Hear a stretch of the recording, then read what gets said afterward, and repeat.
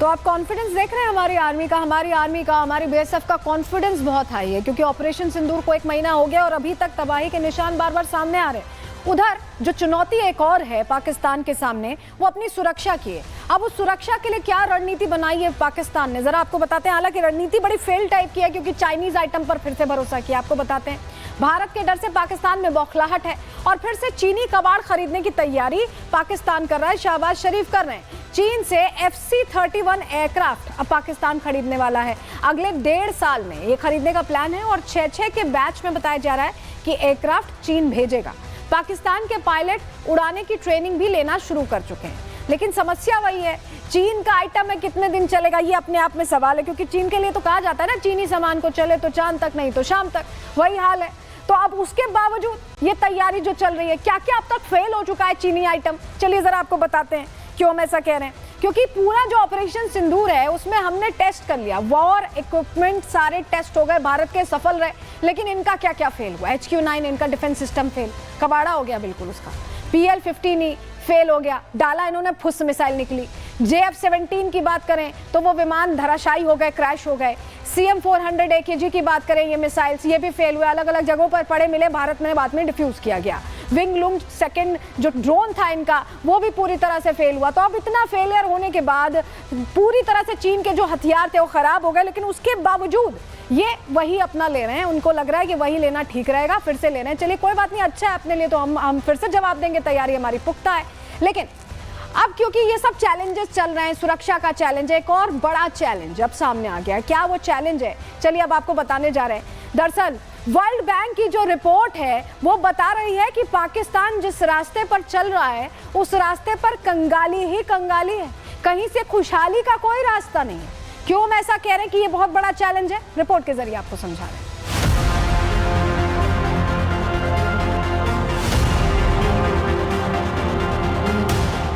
Operation सिंदूर के बाद से लगता है कि पाकिस्तान की उल्टी गिनती शुरू हो गई है।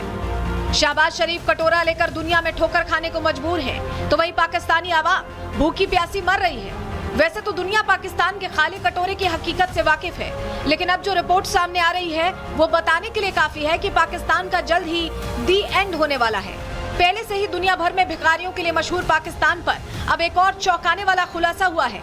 वर्ल्ड बैंक की एक रिपोर्ट सामने आई है जिससे साफ हो गया है कि एक तरफ पाकिस्तान की मुल्ला मुनीर आर्मी फल फूल रही है, तो वहीं दूसरी तरफ पाकिस्तानी आवाम को हर रोज रोटी पानी के लिए बुरे हालातों से गुजरना पड़ रहा है। वर्ल्ड बैंक की नई वैश्विक गरीबी रिपोर्ट में खुलासा हुआ है कि पाकिस्तान की 44.7% आबादी अब गरीबी रेखा से नीचे जीवन गुजार रही है।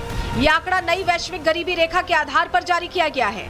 वर्ल्ड बैंक वाले जो हैं उनकी जो रिपोर्ट अगर आप चेक करें तो उसमें उन्होंने ये लिखा है कि तकरीबन 45% पाकिस्तानी जो हैं वो गरीबी की रेखा से नीचे हैं, यानी कि गरीबी की जो लाइन है उसके नीचे जिंदगी गुजार रहे हैं।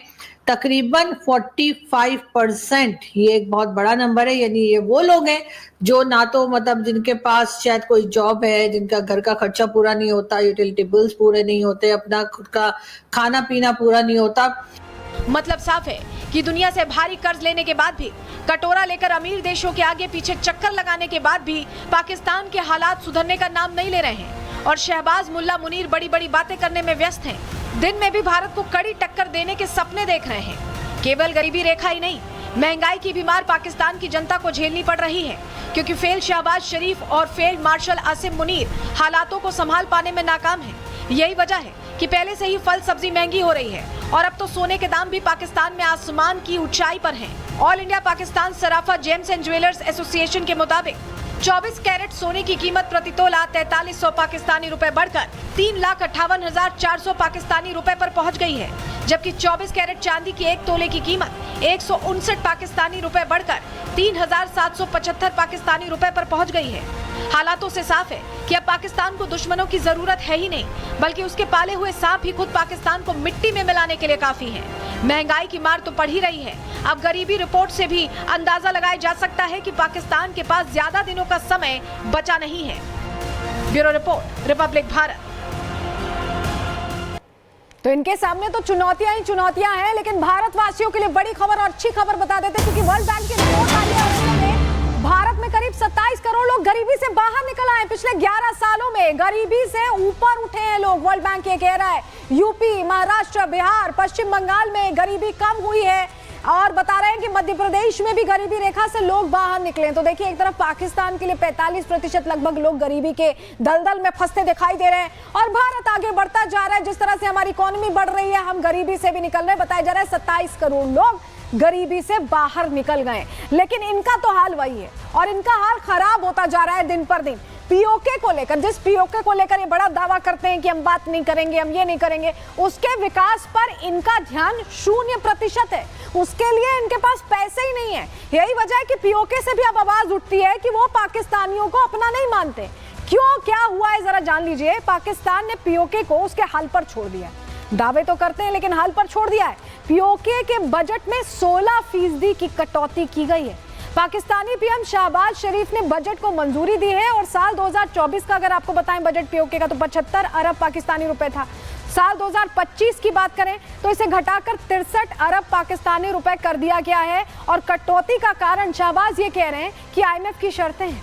आईएमएफ ने 7 अरब डॉलर के कर्ज के लिए सख्त शर्तें लगा दी हैं, इसलिए कटौती कर रहे हैं। ये नैरेटिव क्रिएट कर रहा है यहाँ पर पाकिस्तान। लेकिन जहां हम देख रहे हैं, कल ही आपने देखा कि कश्मीर को कितनी सौगातें प्रधानमंत्री दे रहे हैं।